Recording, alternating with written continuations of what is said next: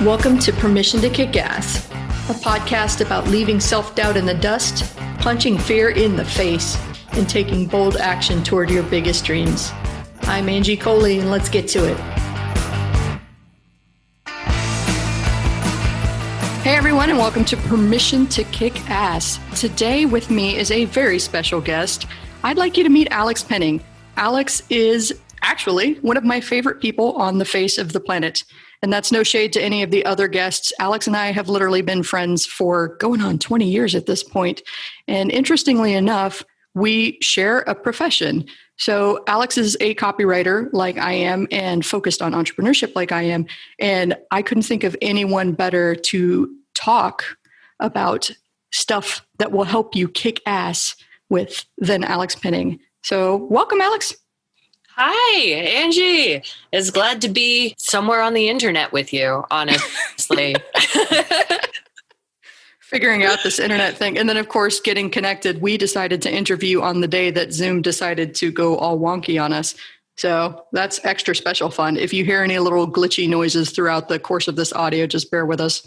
Well, we've been talking a lot about business lately, especially because you and I both work with similar business owners, people that are kind of early stage or growth stage in their business, and they're trying to figure out either some of their message or they're getting overwhelmed and they're trying to figure out a path forward. And we were having a really good discussion about imposter syndrome.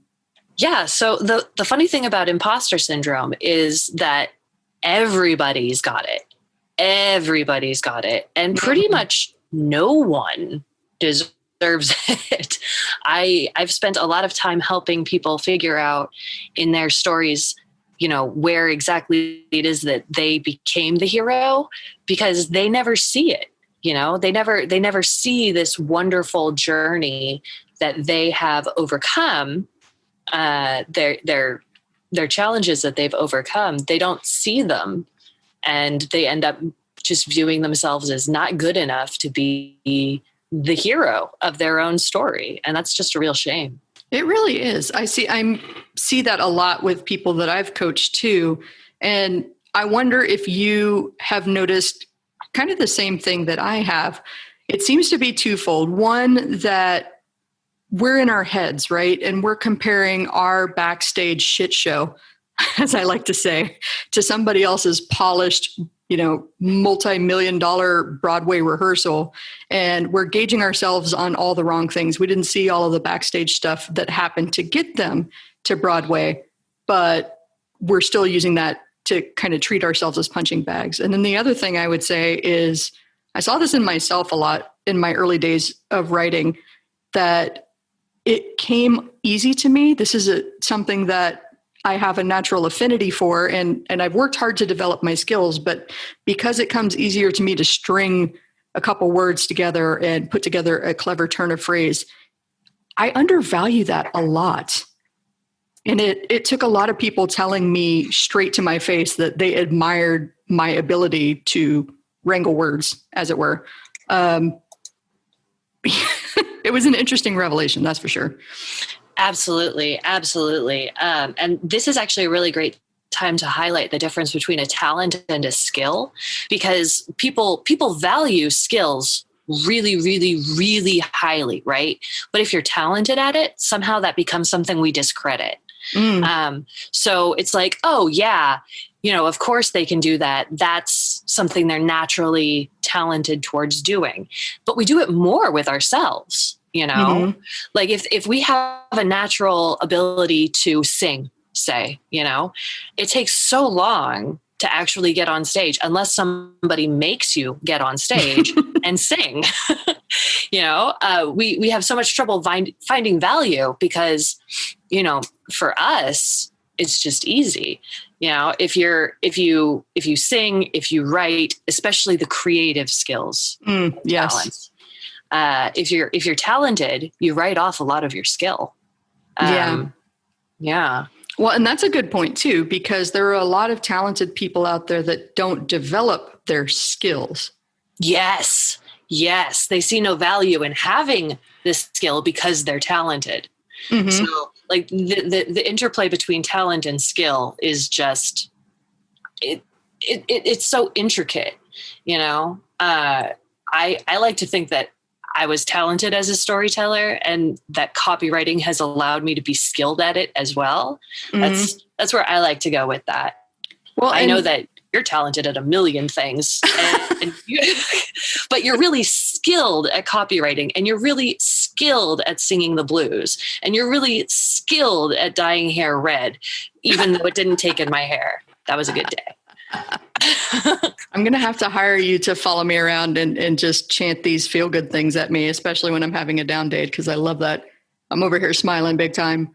Hey, funny story though, actually, I supply that as a service now. That's awesome.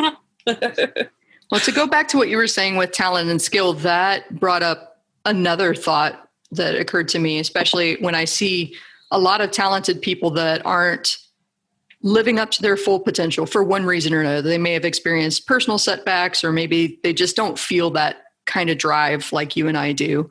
And that's okay. It's different strokes for different folks, but talent seems to hit a natural wall, a natural resistance just before failure.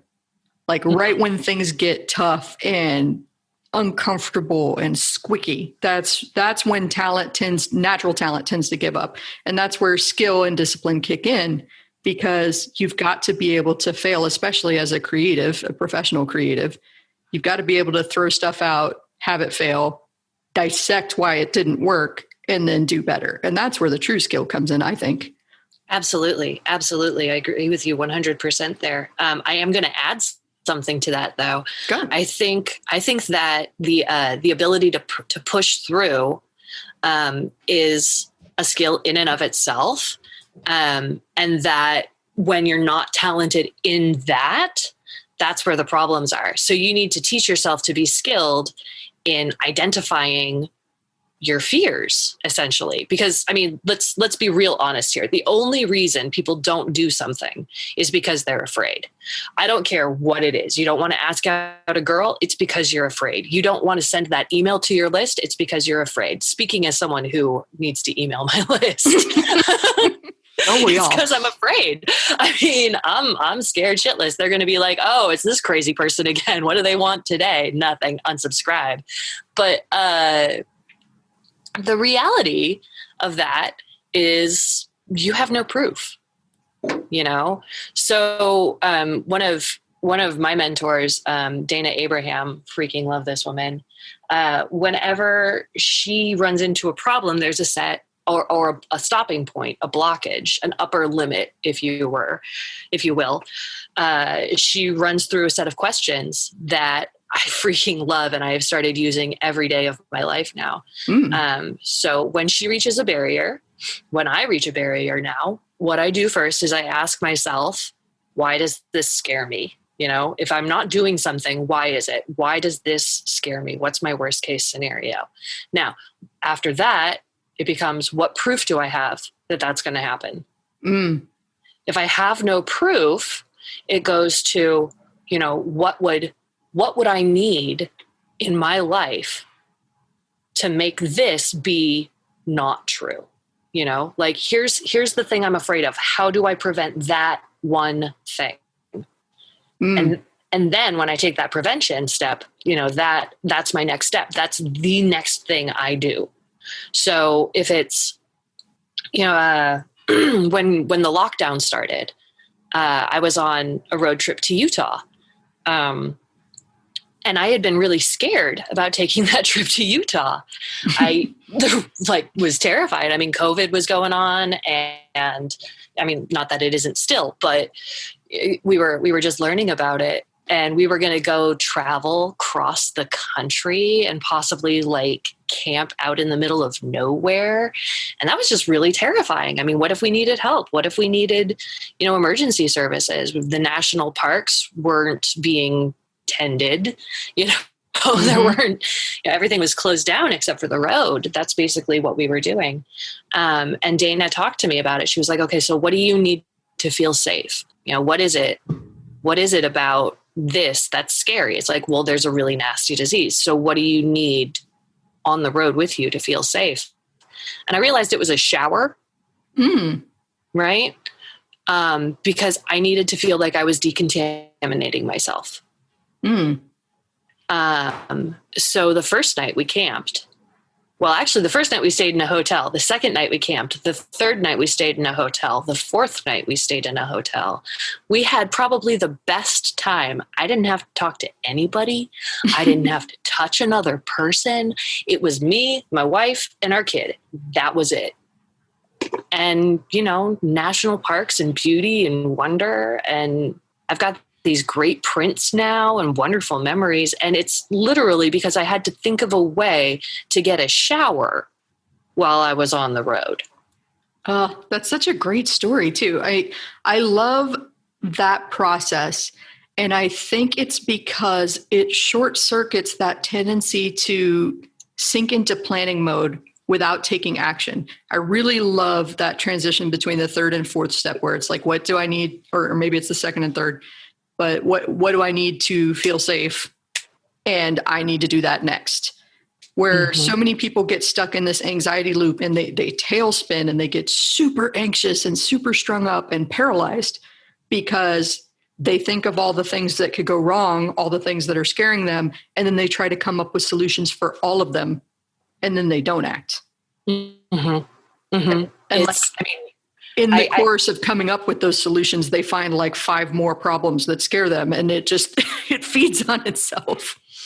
Exactly. I'm gonna get a little Disney princess here for a second. You know, that's nothing new. You know, I love it. Oh, it's so freaking amazing. I'm gonna go into one of the deepest and most important to me Disney movies, which is Frozen 2. And I'm going to tell you that when you are sitting in that dark cave and all the horrors of everything pressing down upon you, you feel completely and totally alone and like all the magic has drained from the world.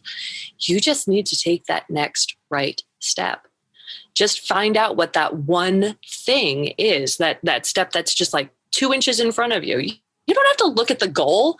Fuck that. You know where it is. It'll be there when you get there. Wait, can I say that? Of course I can say that on your podcast. This is my podcast. We can say whatever we want to. Fuck it.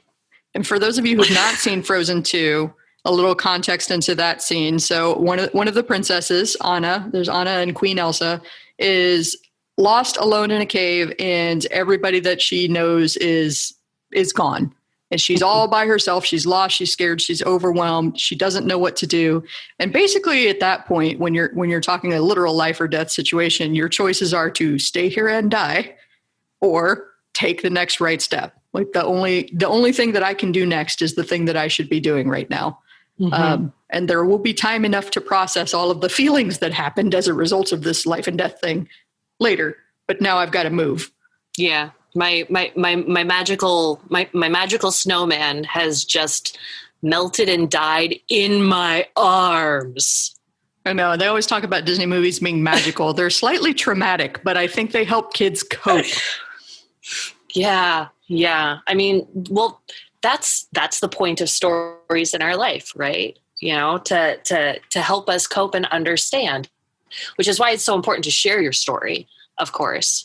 Because when you share your story, you tell other people that, you know, that that they're capable of these giant transformations too. Actually, of all the weird things that are wonderful in my life, the most wonderful might be the smallest things.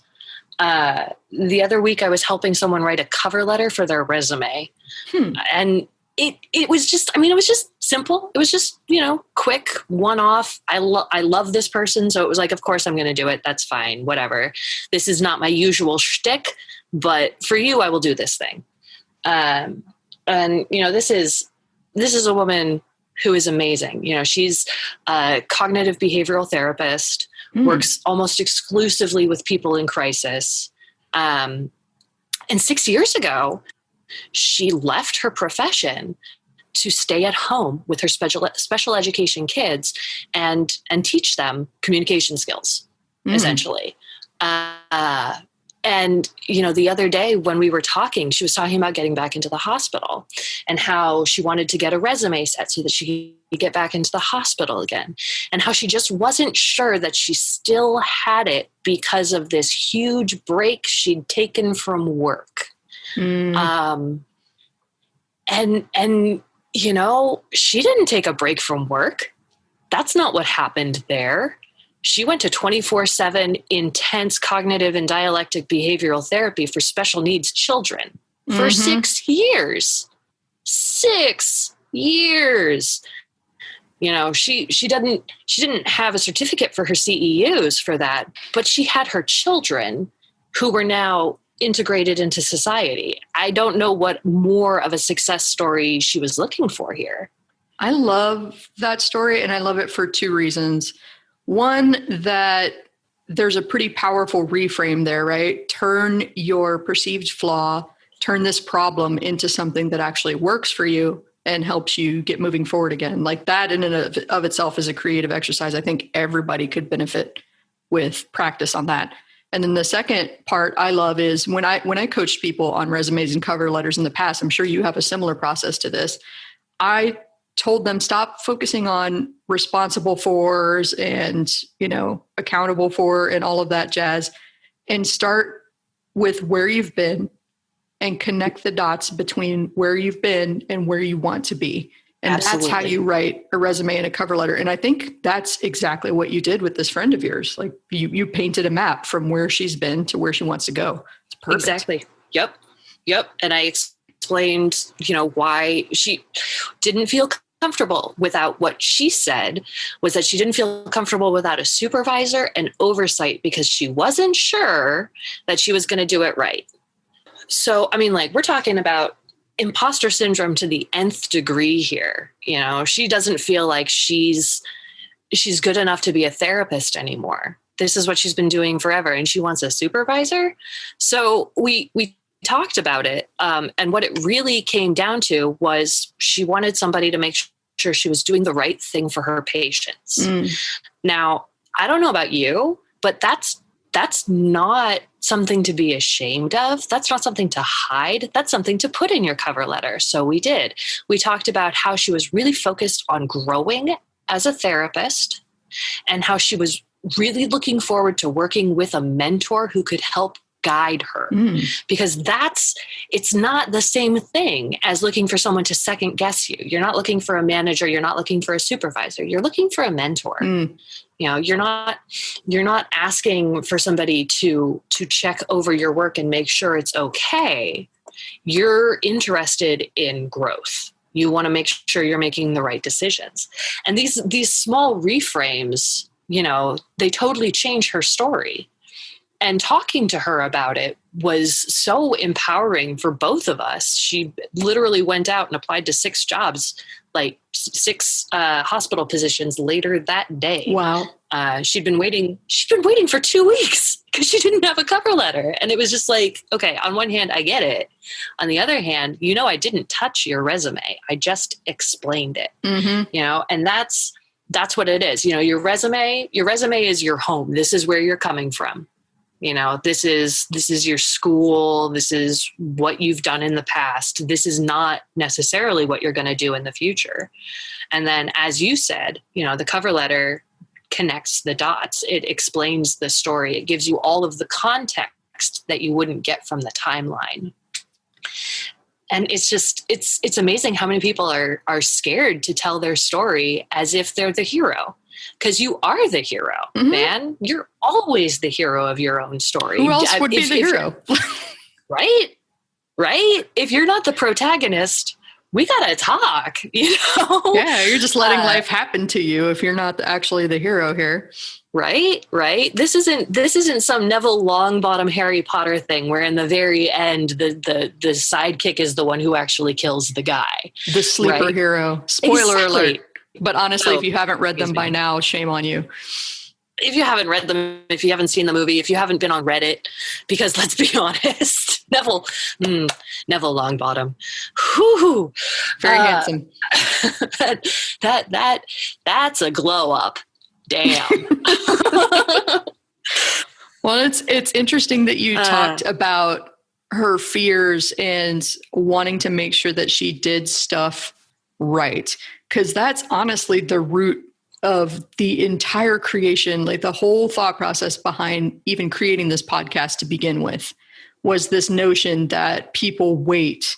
They wait to do awesome things. They wait to challenge themselves until someone comes along and tells them, yes, you're doing this right. You have permission, go forth. Mm-hmm. And that was why I was so amped up about starting this podcast, because I want to be that person. I want people like you, my really awesome guests, to be that voice out there saying, yes, you have permission to go kick ass at that hospital job as a cognitive behavioral therapist, or you have permission to go kick ass at being a writer. Whatever you want to do, you have permission to start right now where you're at, gloriously imperfect. Mm-hmm. Figure out whatever your next step is, do it as right as you possibly can, knowing what you know right now, and just stumble your way forward. Eventually somebody's going to contact you and be like, hey, you're an expert. Can you answer this question? And you're going to be like me the first time that happened to me. Like, what the hell? I'm an expert? Who gave me permission to do that? When did that happen? Is that a thing? Am I an expert? What? It still happens. Like, I had someone, I think a week or two ago in a forum, a marketing forum that we're members of, dissect my website, my about story, as a teaching example to someone else. Mm-hmm. And it was so weird having someone break down my writing and the thought process, and they nailed my thought process and why I chose the words I did. But to have my work used as a teaching example was such a surreal experience.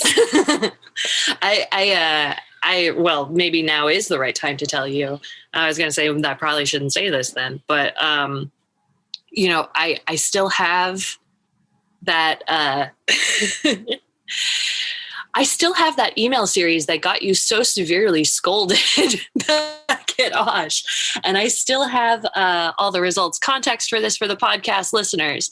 Angie and I used to work together at a brick and mortar retail store. She was my senior copywriter and I was her copy minion. Yes, that is what my name tag said. And I was so happy. But we had a re-engagement campaign that was just, these people haven't bought from us in a really long time. Go find out why. And Angie was like, fuck yeah, I'm going to find out why. And I'm going to make them sell, make them buy things. It's going to happen. Obviously, the people who are buying things don't sell. Maybe we could cut that. I don't know. Maybe it's funny. We can leave it. Anyway, so Angie wrote this amazing campaign, full of funny little witticisms like she does. But it started with, we're sorry, there was an I'm sorry in that series. So even though it garnered with no sale, like the only reason we had sales numbers from these, I want to say, is because we had a membership and loyalty program. If we didn't have that, we wouldn't have had the tracking to know that Angie's I'm sorry emails made like $8 million. Mm-hmm. We never would have known. And obviously the guy who came in and yelled at her for saying I'm sorry didn't know that either. But I go and I review that damn email series.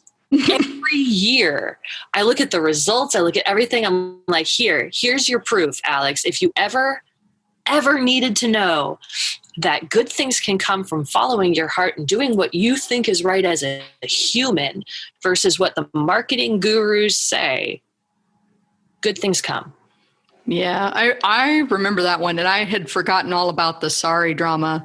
But that's part of what we do as copywriters. If you haven't heard me rant about copywriters before, if you haven't watched Mad Men, we write advertisements, essentially, the sales emails that you get in your inbox, the commercials that you hear on the radio. That's what I have been historically doing and Alix has been doing for a living. And when we worked in-house for this company, we had, I want to say like a 3 or 4 million person email list. 3.5 million. 3.5 million. So those are people that at some point signed up for like a discount on our website, gave us their email address, and we continually marketed to them. So when Alix talks about re-engagement, The thought there is eventually people go cold, right? They don't need this email or life happens and they stop opening emails for whatever reason. So when we ran this re-engagement campaign, we wanted to reach out to these people that were no longer opening our emails and see if we could get them back, whether it was opening emails or coming to the stores or whatever. And like Alix mentioned, I'm operating under the assumption when I'm thinking about how to solve this problem of maybe we did something unintentionally. Maybe it was a service issue. Maybe it was a stock issue. Maybe it was a message, something. But and so I was really thinking about what would make this person think, oh, this company actually cares and they're not just trying to get money out of me. I mean, obviously I want to get money because I would like to get paid, but it's not just about the money. Like, I want to feel good at the end of the day when I go home and feel like I'm legitimately doing good for the people that I'm writing to, for the company that I work for. And when that connection isn't there for me, I can't do it anymore. That's why I left that company, actually. And that audience, that 3.5 million people, I got to tell you something, that they love dad jokes. They love horrible puns. And it was really awesome because Alix and I also love dad jokes and horrible puns. So we would throw the worst, depending on how you look at it, the worst or the best of them out there with emails. And that email sequence, I started with like the worst pun I could think of, and people ate it up, which was, "We miss you like a power tool misses a battery. Can we reconnect?" And people were writing in telling us they loved it. And then the next one was like, "Hey, we're sorry.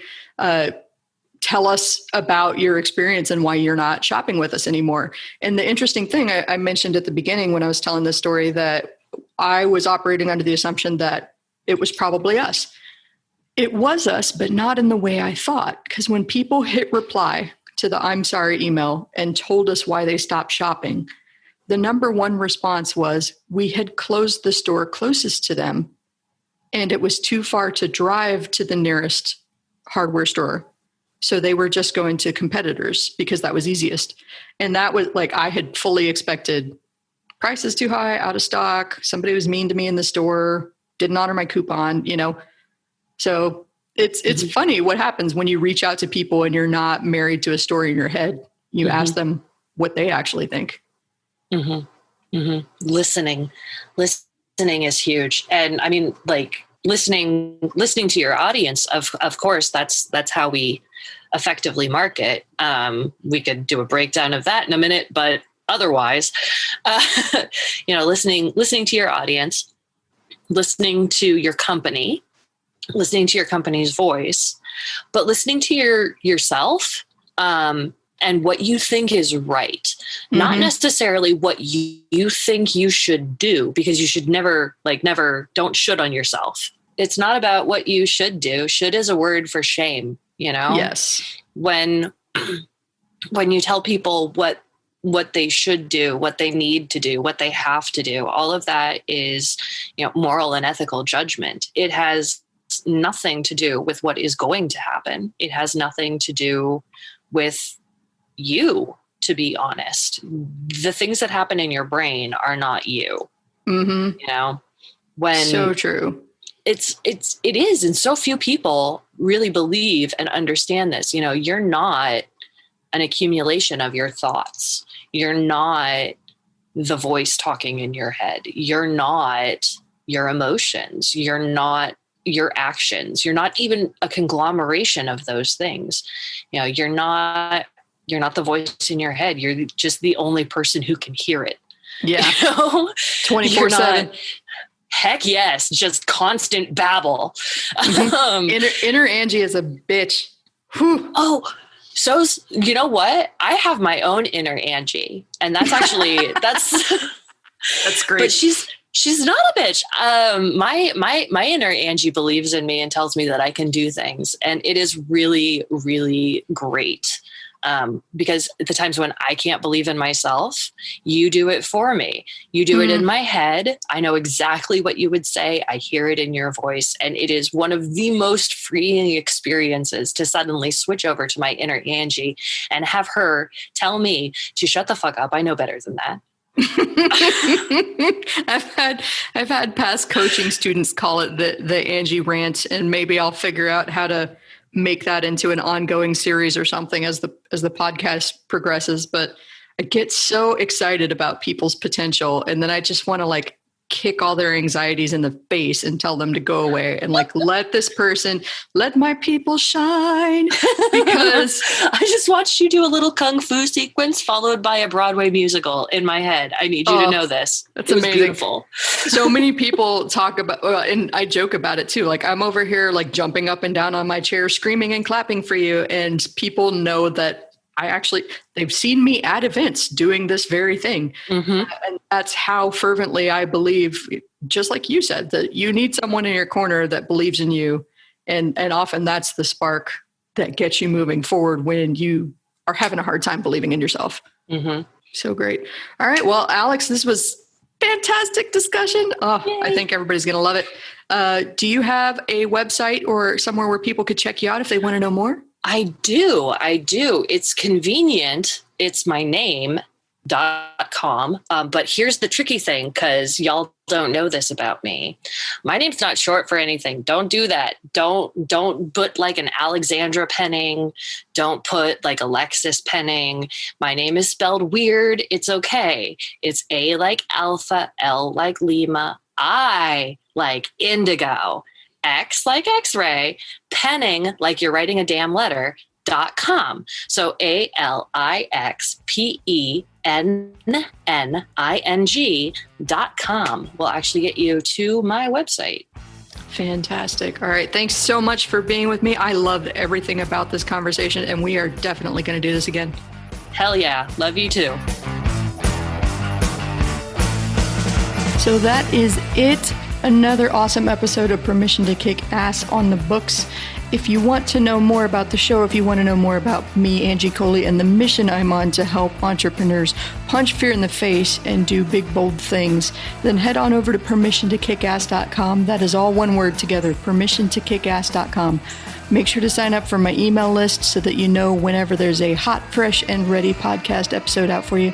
And also on Mondays, I like to send out a little newsletter called Kick Monday's Ass. I'm sure you're totally surprised by that. So thank you for being here with me today. I'm Angie Coley. Make sure that you share this with a friend that needs to hear this message today. Like it, share it, comment wherever you're listening to this today, and let's go kick some ass.